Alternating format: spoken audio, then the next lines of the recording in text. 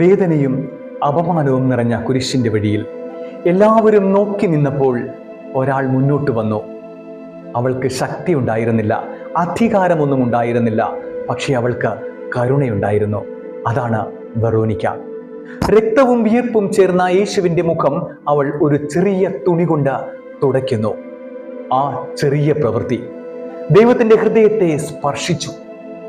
അതിൻ്റെ അടയാളമായി യേശുവിൻ്റെ തിരുമുഖം ആ തുണിയിൽ പതിയുകയും ചെയ്തു.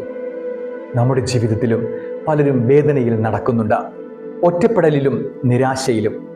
നമുക്ക് എല്ലാം മാറ്റാൻ കഴിയണം എന്നൊന്നുമില്ല, പക്ഷേ ഒരു ചെറിയ കരുണയുടെ സ്പർശം നൽകുവാൻ നമുക്ക് കഴിയും.